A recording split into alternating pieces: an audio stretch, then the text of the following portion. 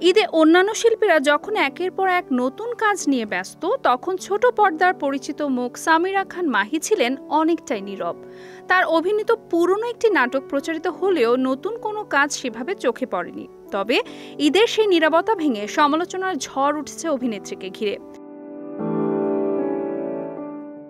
সম্প্রতি একটি অনুষ্ঠানে অংশ নিয়েছিলেন সামিরা খান মাহি। সেখানে তার পরিবেশিত নৃত্যের পোশাক এবং নাচের কিছু ভঙ্গি নিয়ে সামাজিক যোগাযোগ মাধ্যমে শুরু হয়েছে তীব্র সমালোচনা। নেটিজেনদের অনেকেই তার পোশাক নিয়ে প্রশ্ন তুলেছেন।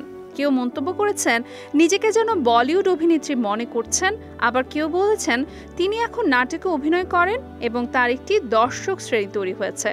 এসব বিষয়ে তার আরও বেশি সতর্ক থাকা উচিত ছিল। এসব সমালোচনা নিয়ে বেশ বিরক্ত অভিনেত্রী সামিরা খান মাহি। তিনি জানিয়েছেন, ভিডিওটি যিনি প্রকাশ করেছেন তিনি উদ্দেশ্য প্রণোদিতভাবে তাকে ভুলভাবে উপস্থাপন করেছেন। গণমাধ্যমকে দিয়ে এক সাক্ষাৎকারে মাহি বলেন, আমি অনুষ্ঠানে প্রায় 1 ঘন্টা নেচেছি। পুরো নাচের বিভিন্ন মুদ্রা থেকে কয়েকটি অংশ কেটে নিয়ে জুম করে প্রকাশ করা হয়েছে, যা দেখতে খুবই খারাপ লাগছে। এমনটা করা মোটেও উচিত নয়। সমালোচনা প্রসঙ্গে অভিনেত্রী আরও বলেন, আমার সঙ্গে তো এটা কিছুদিন পরপরই হচ্ছে, এটা নিয়ে আমার আর কিছু বলার নেই।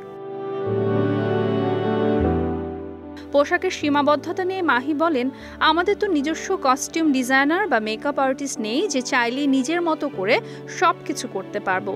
আমি এই পোশাকটি রিহার্সালের সময় পেয়েছি, তাও 1 দিন আগে। এটি পরিবর্তন করার মতো যথেষ্ট সময়ও ছিল না। এদিকে বিতর্কের মধ্যে সামিরা খান মাহি বর্তমানে একটি অ্যান্থোলজি ফিল্মের শুটিং করছেন। থার্সডে নাইট শিরোনামের এই গল্পটি পরিচালনা করেছেন জাহিদ প্রীতম। শীঘ্রই মুক্তি পাবে অ্যান্থোলজি ফিল্মটি।